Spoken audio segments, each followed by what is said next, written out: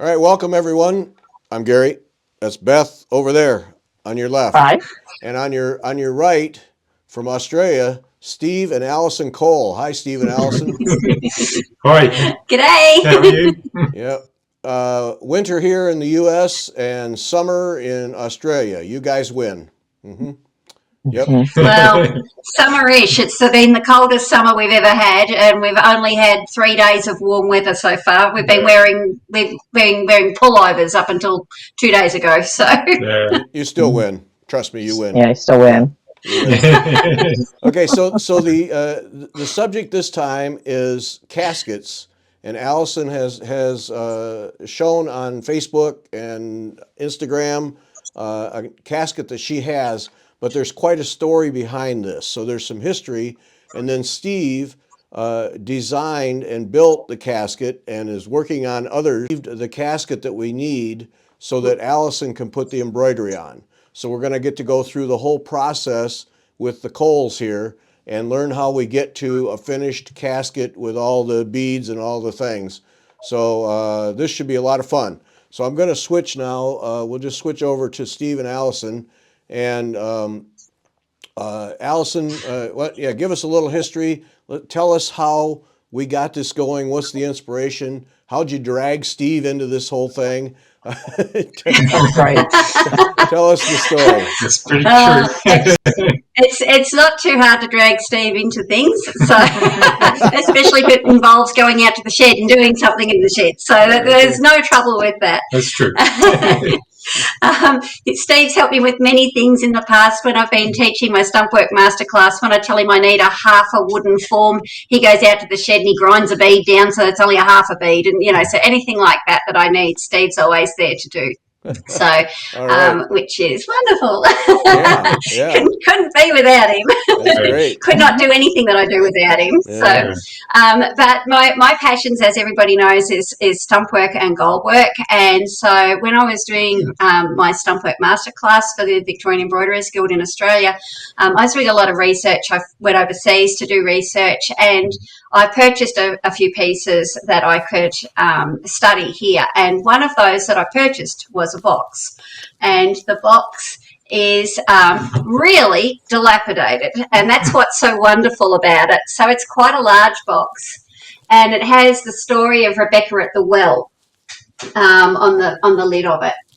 And it's within 5 minutes of having it, I found 5 new paddings that nobody else had written about before. That it was just, that it's in such a poor state. Yeah. One of my favourite bits, if we just put that top corner up, this top corner here, this lovely lady with her really bright colours that's still there is the evidence that everything was glued onto these boxes, aside from all the glue residue on the sides. But that's the back of somebody's long and short stitch still stuck to the box. There's no fabric there. That's the back of her embroidery. Wow. So when people are freaked out that I'm not lacing the panels onto boxes, that's not how it was done 350 years ago. So I'm not worried that I don't do it now. Yeah. Steve, Alison, let me get Steve. Any indication there of what kind of wood that is? Is it just pine or oak, or can you tell at all? Yeah, I think it's not particularly fancy wood because it's been designed to be covered. A lot of the ones that they've tested overseas have been walnut, so it might polish up into something nice, but it's just an everyday wood as far as they were concerned. And if you look at the box construction, it's not very fancy either. It's just butted together edges. There's no dovetailing or anything like that because it's going to be covered anyway, so they didn't go to that detail. Yeah, I wondered about that, if it was put together why, with any kind of skill, or just so they just slammed the edges against each other and made it work. No. Yeah, okay. Pretty much, yeah. Pretty much. And that one is lined in pink silk, which has been glued onto the inside the same way that the embroidery has been glued to the outside. They then trimmed them with the lovely little silver braids and things like that. But yeah, this is what led us to, when we were creating our caskets, saying, well, why go to all the trouble of having something beautifully made out of walnut and all the rest of it? Because at the end of the day, they were using what they had. And so what we have today, we can use laser ply, we can use MDF, we can use lots of different materials. So the first incarnation of the cask, the big casket that Steve made, was in MDF, and now we're doing them in the laser ply, and we're using the current stuff that's available, which is what they would have been using in their time. So the other antique one I had. Poor Steve had a heart attack when I bought this. This piece. Another one. I have lots of things. This one is in pretty great condition. It is a wrapped panel box. So it's a shaped casket, so a little flasher than the other one. And it has a different wrapped panel on every side. So every face is different. And these wrapped panels were used sometimes as drawer faces in the dome caskets, and sometimes they were used as side panels. So you've got lots of inspiration on this little guy. Yeah. And even the lid.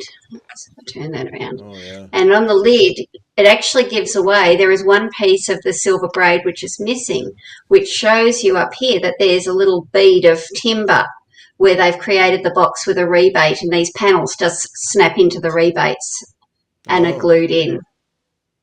And this little guy is, I have the key and everything for this one. This one's also lined in pink silk.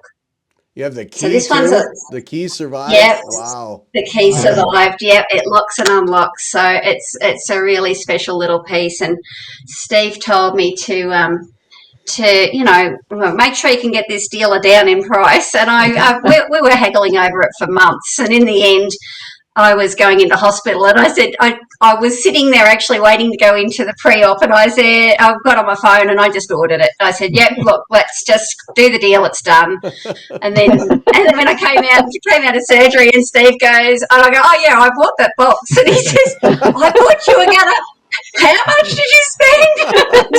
I thought you were going to haggle. And I said, well, I did. And it got to a stalemate, so I just bought it. So I'm just going to reach around here. So in my collection, I also have some little wrapped panels that were out of other boxes. So pieces that have come out. Okay, and so what's really great about those is for this one, so you can see that it's like 3 blueberries or whatever, but when you turn it around, you can see the bright colours still in it. Oh my! Oh wow! And from that, I can actually work out a wrapping pattern. There it is. And create. There it was. Dropped it. But I can create the wrapping pattern, and I'll try and get them both into the screen. Okay, so all right, And so reproduce it. Take us through that. Don't put those away yet. The wrap. When you say wrap panel, are we wrapping thread all the way around on all sides? Yes. Okay. Yeah. So you're starting. It's like doing a background, and you're working your way through the design. So for the wrap panels, actually, I'm going to put that down for 1 minute. Okay. So I have done one of the drawers in my casket. That's right beside me. So look, there's a wrap panel. So what happens is that on the very corners, you can see on this guy, on the very corners, I'll hold him up a bit closer, there's bare cardboard. Yes. Because you can't wrap any closer to the corner. And that's why they put a braid on it. And even on the antique one, you can still see there's bare card on the very corners. Same. Wow. Okay. So essentially no stitching, just wrapping thread. Just wrapping, yeah. So for this, the design, your first wrapping is actually the vertical green in the middle of each strawberry.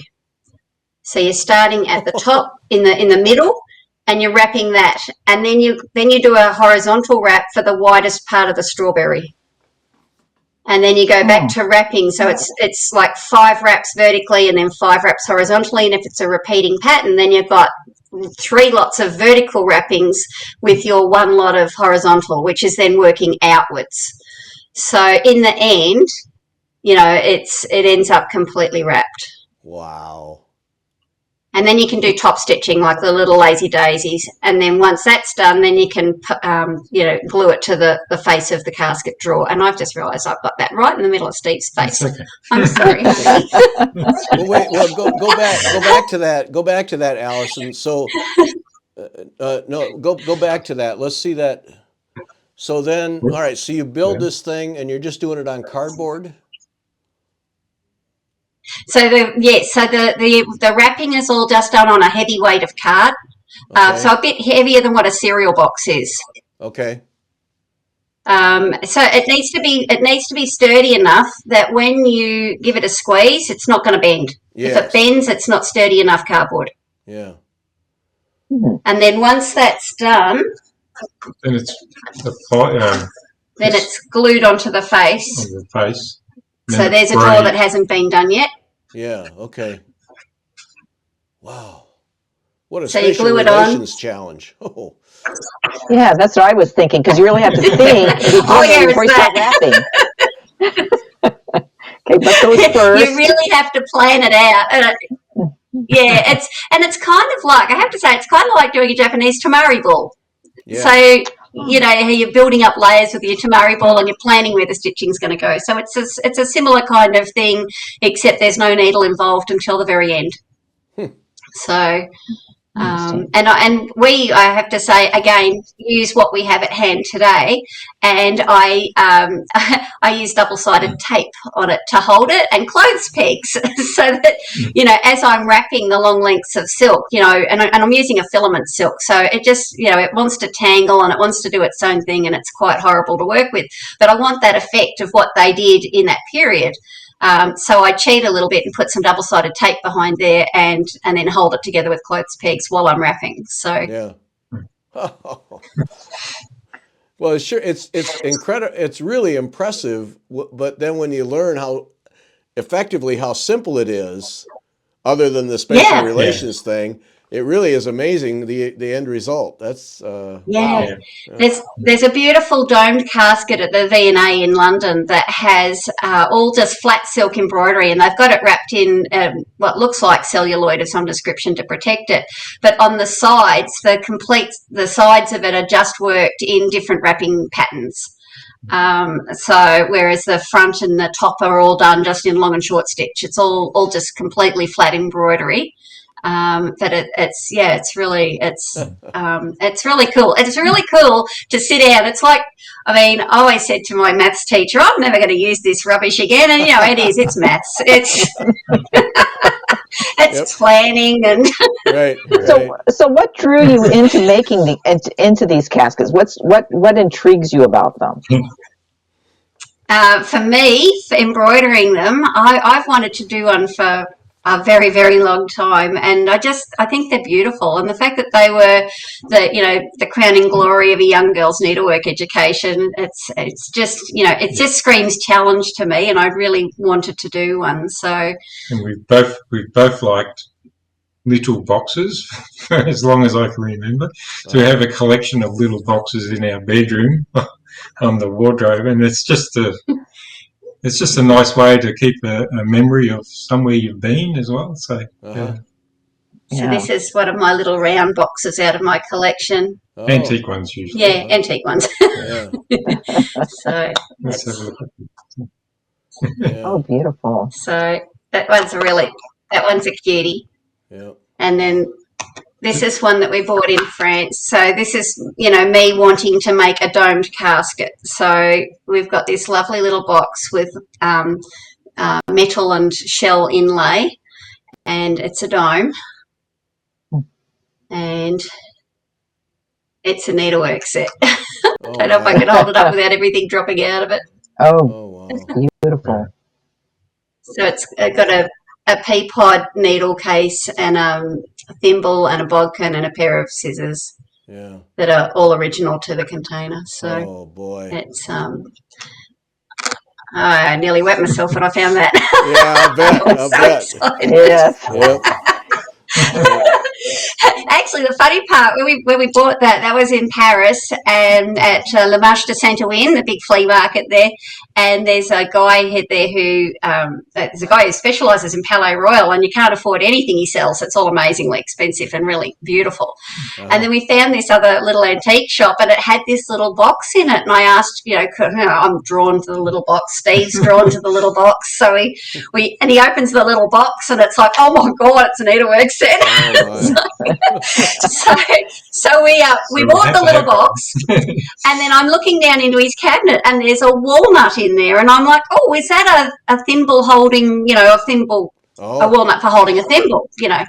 And he opens it up, and no, it's not. It's a fuller tweed. It's Oh my! it's missing the scissors.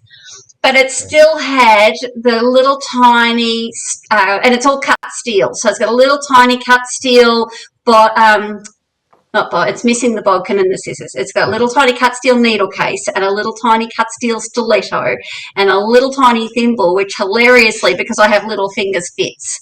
So, Wow. so I'm just, and I said, and he said, oh, it's broken. It's missing one of the brass collars. And I said, oh, okay. I said, well, how much do you want for it? He goes, oh, you can have it for 20. Yeah. So we got it. Wow. Things are worth $500-600. It's like, I can actually afford to get the collar fixed on it. So I kept saying, if I find the scissors, then I'll get the collar fixed. So, but at the minute, it's just again a little box that just couldn't not have. Yeah. So Yeah. What a great memory. It's this curved, it's this curved top which actually led to the whole lattice casket design, because it was something Alison said, could you do that? And I said, I don't think so. I can't cut a piece of curved wood. I'd have to carve it. And then I found these boxes with one of my suppliers. So they're not a big box. They're about 5 inches long. Mm-hmm. But again, they're on a curve. And I contacted them and I said, I'll take all that you've got. And they said, we've got 7. And I went, oh, no, I want 100. And he goes, no, we're not getting them in again. And I said to Steve, you sure you can't? I just want a box like this. You can't make it. And he's like, no. Sorry, I'm moving on to a different subject. Yep, that's all right. Our kids gave us a model to make gave me, and it had a curved piece of wood as the bonnet. And the seats. And the seats, yeah. So I was looking at that and I thought, I could do that on the laser. And that's what led to this design. Okay. All right. So then you got the domed lid. So I was... Yeah. But because Steve likes to make things tricky, and he really, really embraced the whole idea of the secret drawers and things in the big caskets of the Stuart period. Yeah. When you open the lid, the drawer doesn't go all the way down. It's not as deep as it should be. So we have the front opens up for another drawer inside. So it's a combination. I guess the inspiration came from a combination of a few things, but one of them was Alison's antique curved lid, right, followed by a toy that showed me an idea how I could actually do it, and then I was already working on a little rectangular box, and I thought, hang on, I could put a nice curved lid on there with my latest knowledge, and put it all together, and I think it came out pretty good. So all right, so then the next step is checking all the tolerances. Okay, but wait a minute. So you've got the model car. So that gives you a way to cut pieces and piece them together. Is that so? It really gives you a pathway to building this thing. Yes. Well, to making a curve. To bend the wood. It's plywood. In this case, I'm using a birch plywood. But if you look closely at the pattern, it's like an S curve. Yes. So there's always one piece of a very thin piece of wood connecting the other piece, together all the way around. But because it's only thin, and it's in an S, it allows the wood to be flexible.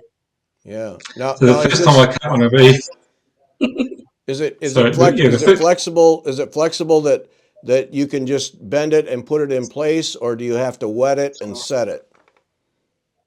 No, just bend it and put it in place. Okay. So the width, there's a little bit of art behind it, I guess. So the width of the grooves allow for this radius of bend. There we go. And closer. Yeah. So the cut in the ply basically closes to 0 on the inside. Oh, I see. And opens up on the outside.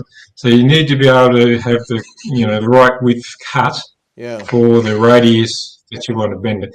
But once you've done that, it's I wouldn't say it's floppy, but it is flexible enough to be able to bend it around.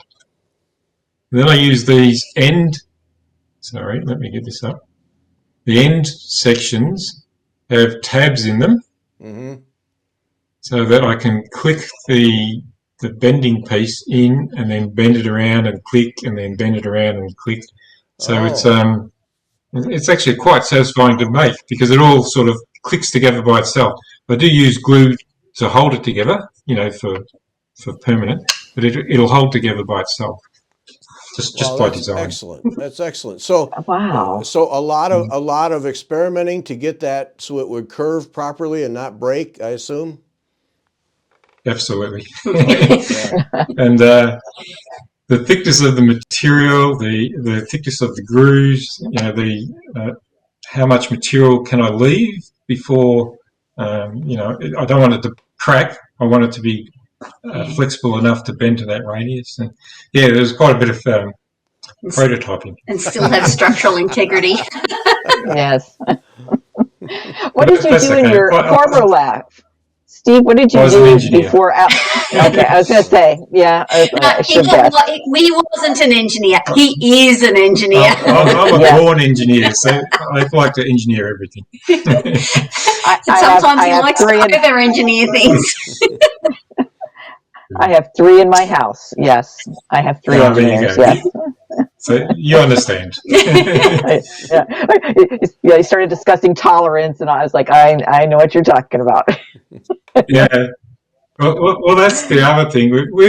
Because it is being covered, when it's empty, it doesn't look right. There's gaps, and it looks like doesn't match properly. Yeah. That's because there's going to be material in here, or paper, depending on which surface. And braiding, and so I need to allow for the final product. So you need to be able to allow for what's in here, so that when that closes, that will then be level with it, so that it lines up properly. Because I was going to ask, I was almost afraid to ask you about that overhang, because I thought, wow, Steve, all that, and you had that overhang like that. Yeah, that's pretty poor design, isn't it? Yeah. Holy smokes. So if I grab, hang on. It's very easy to make a straight box, but if you want it to be fully covered, you need to understand on each surface what's going to be covering it. So this is one of the prototypes for the larger casket. Hang on, which way am I going to go so I'm not in front of Steve? I'm trying to still. So when you open up each one of these doors, we've got fabric or paper or something written on them, and then this guy here, he's got fabric on him, and he's lined with paper, and he's got paint on him, so that we could make sure that we had the right tolerances so that it will still run when it goes into the shelf spaces in there. So which it doesn't want to go in while I'm holding it upside down. Well. So anyway, put him over there. So this is where we get to the one that we've actually got now. These have all been covered with paper. The edges are all painted, so you need to make sure you've got enough allowance to cover the paper, and then the drawers the shelves have all got paper on them as well. Oh my! So when you need to have enough tolerances so that will then slide in and out without any trouble. Right. Hang on, I need to come this way. Yeah. So and then these, let's say this casket when that comes out. there is this that pulls on the secret drawer, so the secret drawer comes out. Excellent. You got to have a secret drawer. So there's secret drawers, but there's one on both of these levels. There's secret drawers behind. Excellent. Oh, beautiful. And a secret cavity up the top. Yes, there's a secret cavity in the top as well. Yeah, but that becomes a trick. So we need to work together. You need to understand from Alison what's going to be covering each surface. Yeah. And then we use the micrometer to measure, how thick is this paper or the material and so forth. And some of them are three-dimensional embroideries, like stump work. So obviously we need to leave quite a lot of space where that's going to go. So when the doors on the casket close, there's actually room behind there for the little knobs, and if anyone's going to put something that's a little bit dimensional in there, then it's still going to fit. So yeah. What a collaboration then. So you guys must have spent an awful lot of time just answering questions. What are you going to do with this? How are you going to? Yeah. Whoa. Yeah. The large casket was the first one, right? And it went through 6 or 7 iterations, and we were learning as we went. And this one, the curved top. Because we've gone through all that process before, we were a lot quicker. So I think it was only about 3 iterations, but it still takes a while. Alison, yeah, it's also kind of funny. Alison Steve lost heart at one point with the big casket because I took nearly a year to check the tolerance. So I was like, I'm really sorry. I just wasn't around. Yeah. Yeah. Now, Alison, when it comes to the embroidery, then when he's asking questions about tolerances, you're having to just make some pretty good guesses about what you'd like to do, because at that juncture you had not actually done any embroidery on that, or is that correct? Well, for the large casket, I had actually done. I'd done one of the inside panels was done, and the other one was half done. Okay. And I was having a bit of a moment because Steve started changing the size of the casket, and I said, I'm not going to do any more embroidery because I don't want to have to cut embroidery off, and I really also don't want to have to try and add embroidery on. So we needed to come to a final size arrangement before I went ahead with any more embroidery, because I was just a little bit freaked out that what I'd done so far was going to be wasted. So, but no, it is just sort of a plan of, what's going to be raised, what's going to have, flat work on it. And as far as what's going to have paper on it, it's just looking at the panels and going, okay, well, this and this and this would normally have paper or paint, or a very thin silk fabric. And so, anybody that wants to line these with a fine silk fabric still can, because it's going to be thinner than what the paper is. So it just means their drawers will wobble around a little bit. So, which is, isn't a problem. But yeah, when it came to our little bit of lux, at the end of the day, this guy, all the embroidery is on the outside. So there was no worry. Steve finished the box completely. The tolerances we had to worry about were all about paper.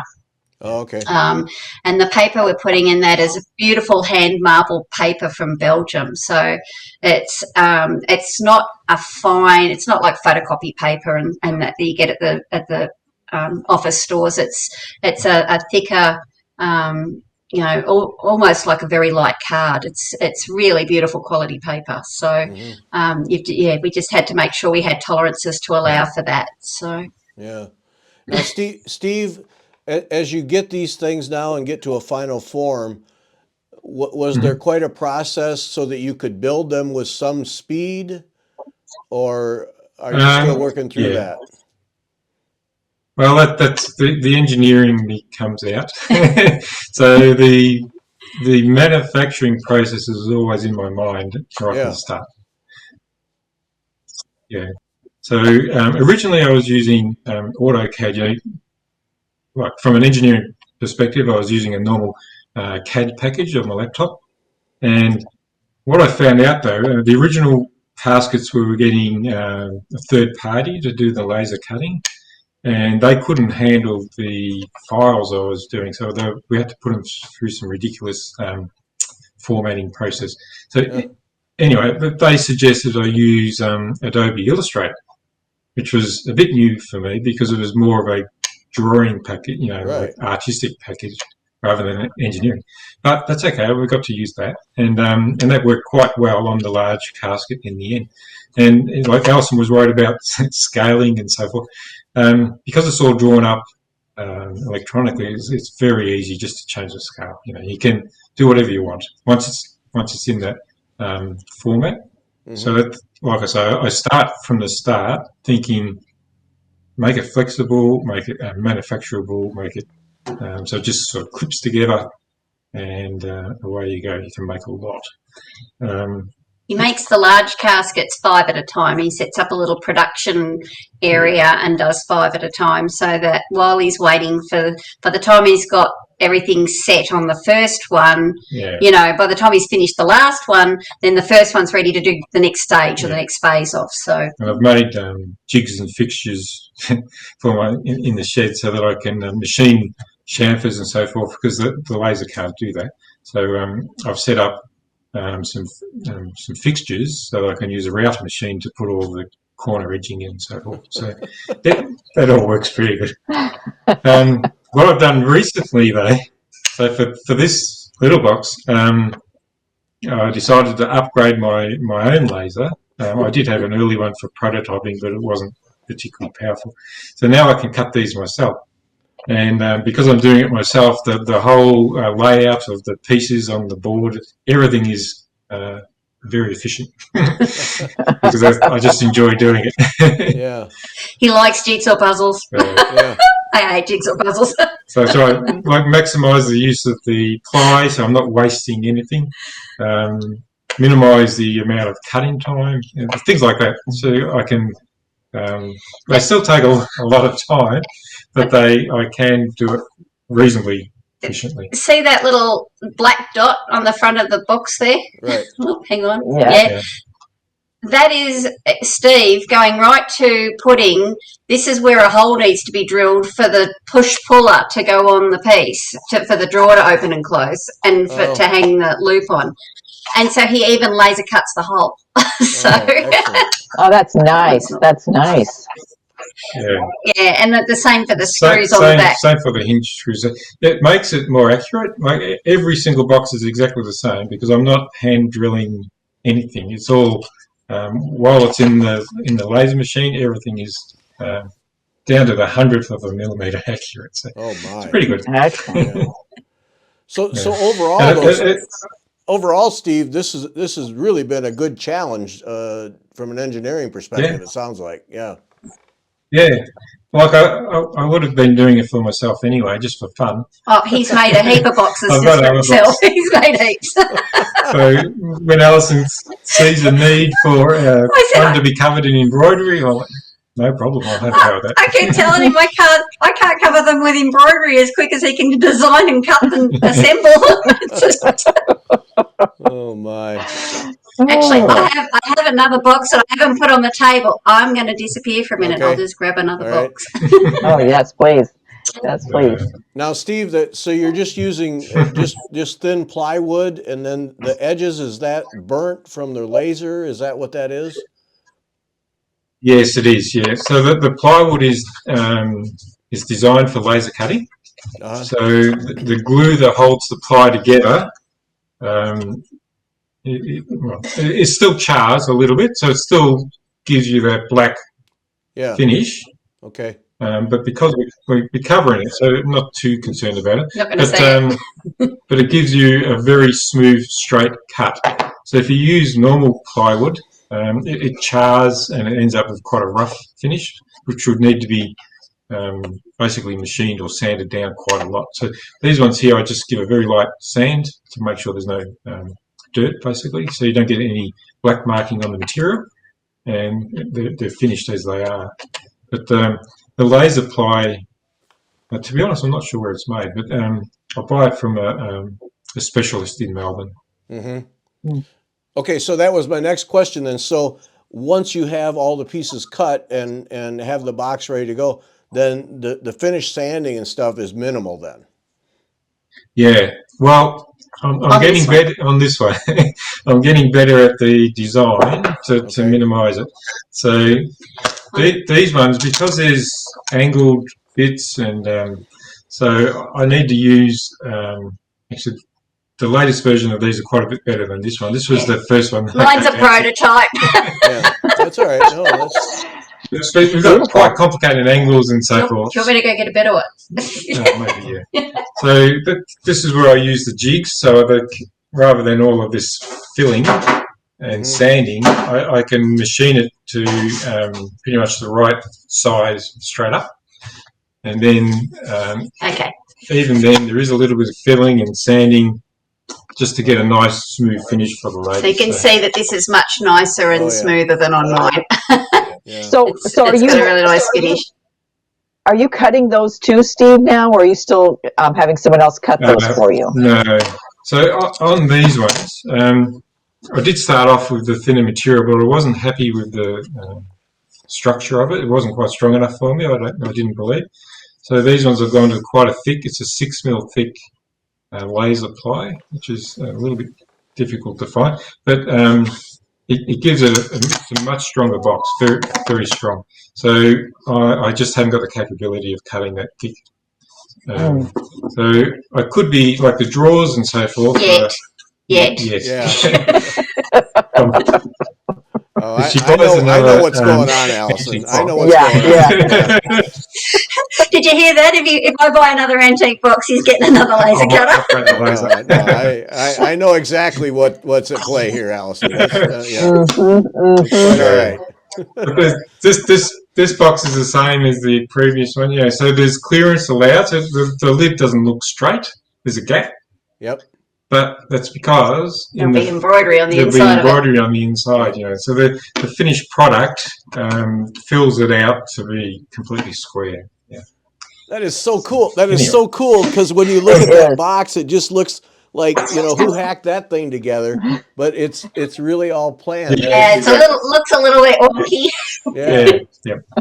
So this is the latest box. Well, this isn't the latest box he's made, but this is the latest box he's given me to cover with embroidery. And you know, I haven't finished the first one. I have finished the second one. But this is the third one, and this one. I had shown him pictures ages ago of a jewellery box that was over in England that I thought was just amazing, and so he's been playing around out in the shed again, and he comes back and he says, "Well, I've made this box. At this time, you can't see all these, you know, little joiny bits like on here. You can see all of these lines. They've disappeared. He has made them disappear." And I'm like, okay. And so when the lid opens up again, it's a deeper box, but it's still not deep all the way to the bottom. But there's no appearances to how the thing would open. And it's as per this jewellery box that I had seen that this actually slides upwards. This face comes out altogether. Oh, very and neat. Steve being Steve, he's put another secret drawer in there. Oh. I like that one. The one that I had seen that was like this, am I putting that in the right way? I think I am. Was a beaded box, and so I've said I'm very tempted to bead it, you know, and do a period piece or something inspired by a period piece that has beading on it. So that's a watch this space. Yeah. Wow. Yeah. He's making boxes quicker than I can stitch. I like that the lid opens, and because you could put embroidery on the inside of that, you know, do something kind of plain, and then all of a sudden you slide that open and you have a secret. I love that. I love those secret compartments. Those are just too neat. And I have to say, there's a woman in country Victoria here who had me come and look at some needlework for insurance quotation, and she wasn't sure whether it was old embroidery or not, and whether she thought the box was old, but she thought what was in it was probably Chinese.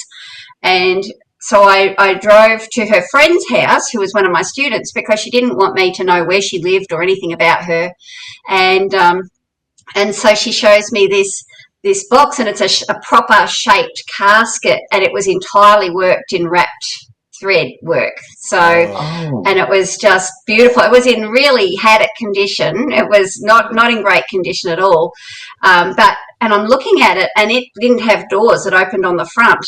But it obviously opened, and it opened the same way that this little box opens. So, she unlocked the lid and lifted the lid up, and then and then grabs hold of the wrap panel and reefs it upwards. Whatever we had. And everything in it was Stuart. It was of the period, so it was just incredible. It had been handed down through a line through the first son until it got to somebody who didn't have any kids, and then it's gone back up through the line and then come down another sibling's line, and so her father ended up with it. And the interesting part of that story is that she had the will that went with it all, and I read the name on the will, and I recognised the name, and I asked her about her family, and I knew about these aunts that she had, and she went really quite white. And I said, because she had another piece of embroidery which was in a fallen out of a frame, and it turned out to be a Stuart Bible pillow, and it was just amazing. And it was very similar to one at the Ashmolean, and it was in mint condition. It was just simply breathtaking to see. And so anyway, we go back through the will, and I said, the box isn't actually the embroidery. The other embroidery is at the National Gallery of Victoria, and I'd been studying it for probably a decade. Oh, no. And just that when I started studying this panel, it had been posted through the mail from one sister to another sister, and it had their addresses and their names and the stamp from the 1930s just put on the back of the frame. So when I saw this name in the will, I just went, oh my God, and so I asked her about that, did she have two aunties, and she didn't, and do they live here and here? And she couldn't believe it. And so, she ended up taking all the embroidery to the National Gallery so that they could reunite it with the panel that they've got and have some photos taken. So not sure, that the National Gallery had bought it, but it was, if they had have asked anybody else to value this stuff, if she hadn't have even shown me the will, I wouldn't have put it all together.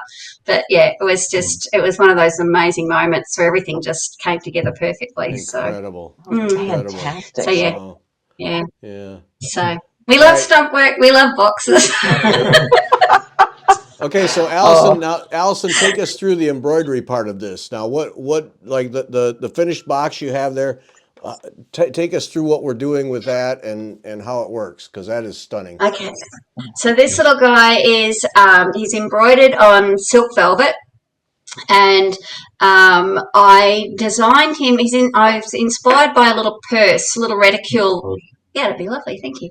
A little reticule that I saw in England back in 2009, and it's really nothing like the little reticule, but that was where my inspiration came for this. And I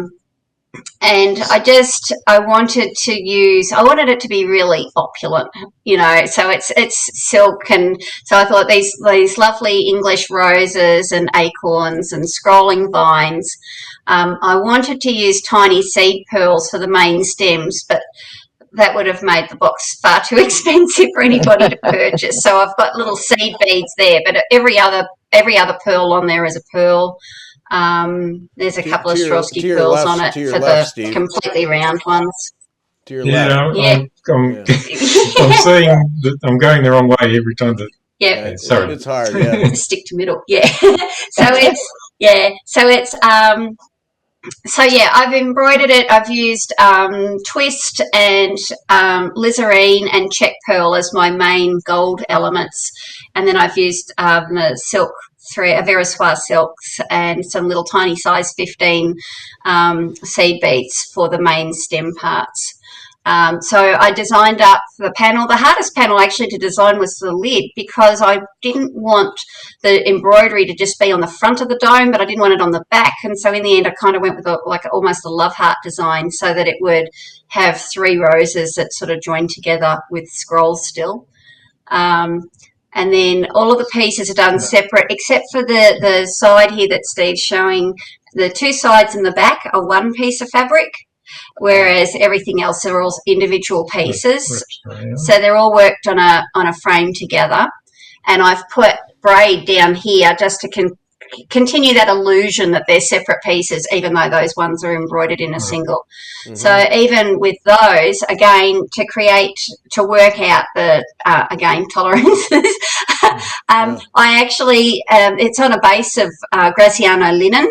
And so because that doesn't have any stretch, I didn't want anything that was going to stretch or flex. So it's on Graziano linen. I've put the piece of silk velvet over the top of that, and then I stitched all the layers together, kind of like quilting, but just so that I could hold them together and check whether that size wraps around the casket the way I need it to, because doing it in paper is completely different to doing it in fabric, and it's too late once you've embroidered it. So so it was working that out first, and then going hell for leather, doing the design. I wanted the embroidered area, the fabrics get cut just marginally smaller so that when you then glue the braid on, it covers the last of the timber and the edge of the silk velvet at the same time. So so quite interesting designing. And when Steve first did this, when the drawer came out, it wasn't, the drawer didn't go the entire width like it does now. It actually had little sides, and it went into the sides. And so by doing that, you couldn't have that illusion that there wasn't a drawer there. So he changed the face of it to be on the front, so that that face, the whole face, slides out. Yeah. Originally, it was a rebated drawer. Yeah. Typical to a normal set of drawers, but it made it more difficult for Alison to make it hide the drawer. Yeah. So now the drawer takes up the whole front face. Just looks like it's part of the box. Yeah. And side on, it has an extra piece of braid down the side to everywhere else, just to cover the side edge of the drawer. So the braids are all finger loop braids, so that's part of the project, is that you will make your own braids. It is a very simple 3-bow braid though, so it's not hard to make. And I give you in the instructions, it's got the lengths that you need to cut the loops to, and the instructions on how to braid it. So it's the braid is not hard. Actually, one of my favorite little boxes. So like my little wrapped box that I have, there was a little one at an antique dealer, and it was in really, really poor condition, but it had a braid that trimmed all the way around the top of the lid.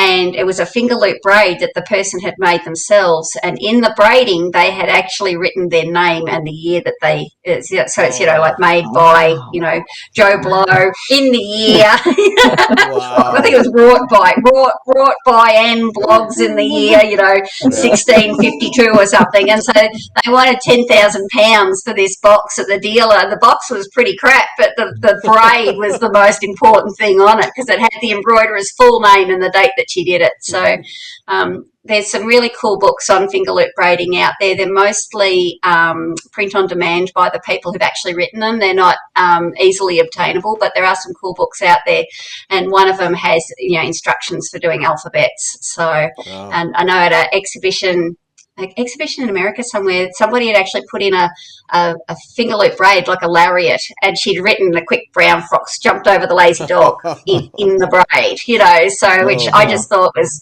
amazing, because I'm just, I like doing finger loop braids, but I don't think I'm ever going to be smart and clever enough to actually put writing into them.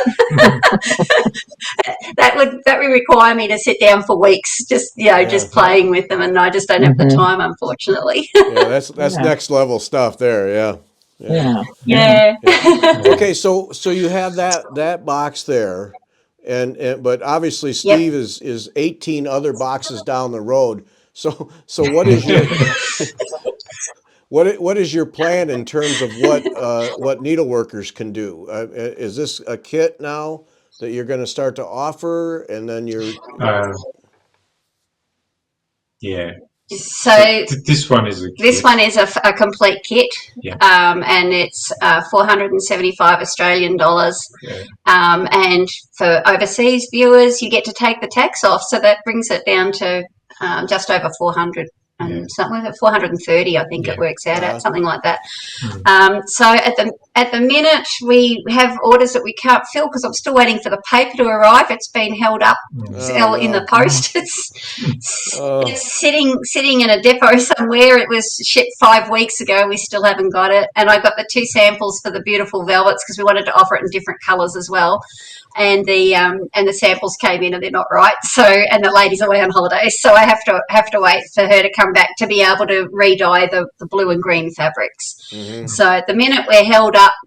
We've got everything else packed and ready to go. So the minute the paper and the velvet is right, then we can get everything going. So, well, the minute the paper arrives, we can get all the red caskets out anyway. So, right. But everything else I'd ordered in, and I thought I had everything ordered in advance, but just like everything at the moment, supply chain issues just what they are, and Christmas doesn't help. So, the previous lot of paper arrived in like 10 days, something really ridiculously quick. And then the second lot of paper's been, floating around for 6 weeks. So it's maddening, just maddening. Yeah. It's frustrating more than anything, and like the particular glue that I use for this, I wanted to be able to put a bottle of that in the kit because then people don't have to source it. I said it's already an expensive kit. We just pop the bottle of glue in. That's easy. That was the theory. Until I go to order the glue and they go, no, sorry, we haven't got any.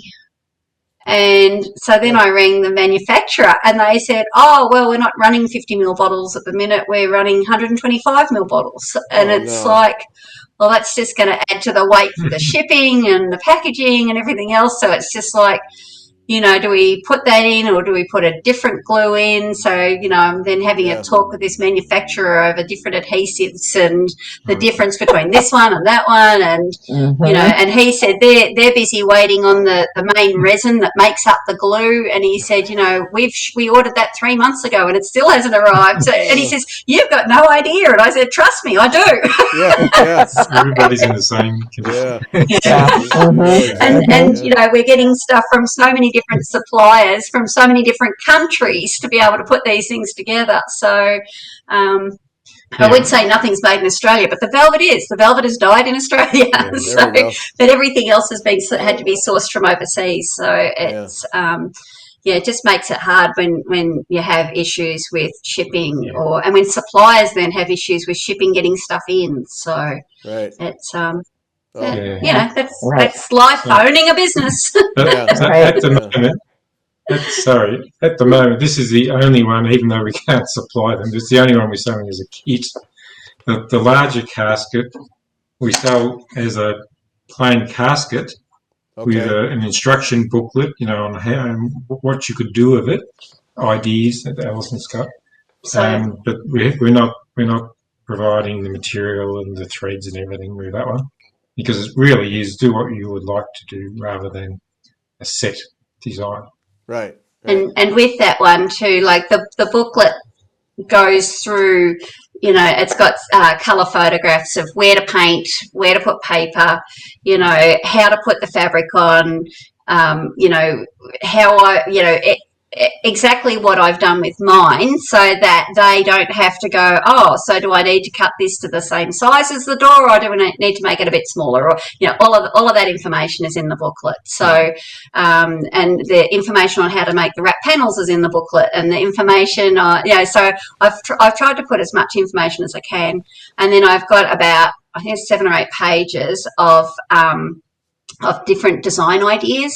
So if I want to do something that is a traditional design, there's a whole lot of different traditional motifs which I've taken from my own pieces in my collection. So people are free to use them for themselves for personal use and not for commercial use. So so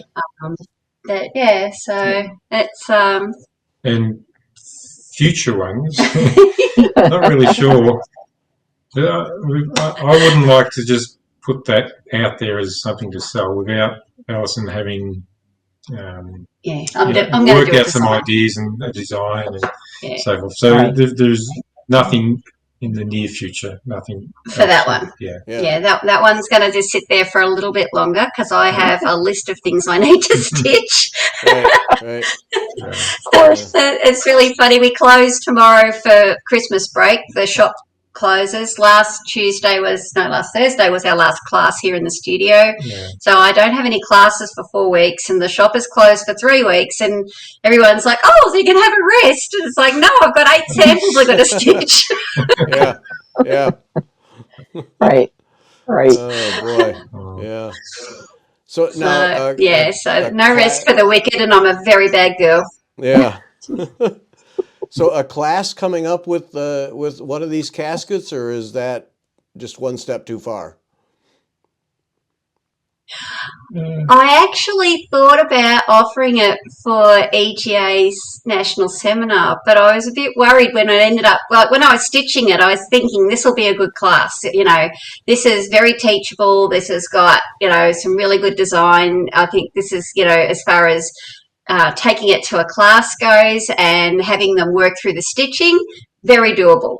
Uh-huh. But the price tag, I think, is a bit much to be offering for a seminar class. I just think, it's not going to be everybody's cup of tea. And when you're teaching at seminars and things like that, they really need the classes to go ahead. They need them to be full, and they're paying an airfare to get me out from Australia. So I haven't popped it in there, but submissions are due in a couple of weeks' time. So I don't know. I'm in two minds whether to pop it in and let them make the decision or not, because it would make a nice class, but I think it's not in everybody's price range. I've had so many people say to me, "Oh, it's just beautiful, but I can't afford it." And I said, "Well, I understand that. That's but for what is in the kit, it's actually a very realistic price." Right. Right. Because you're getting Absolutely. two and a half strings of pearls, and and the wooden box that's already made, ready to go for you, and all the skeins of silk and the Belgian mud paper, and there's a lot of stuff in there. It's I think as a kit, I think it's priced at a good price point for what it is. Right. But I am aware that it is out of some people's budgets. Yeah. So Well, that's just it. Going through this and seeing all that goes into it. Then, when you look at the price, you can understand how you get to that level, because there's just so much into this before you even put the first thread through a needle. I mean, it's just an awful lot to it. Yeah. We had somebody, when we released the caskets, somebody online left a disparaging comment on Facebook saying that it's only plywood. Why would I pay that much money for a plywood box? And so I said to Steve, you need to write a reply. You have been working on this for 8 years, for starters. There have been, 6, 7, 8, however many prototypes we had, and I said to Steve about bringing out some of the prototypes, we have 3 of them still living in our bedroom for some reason. They probably could go out the shed. I might not take it back to the bedroom.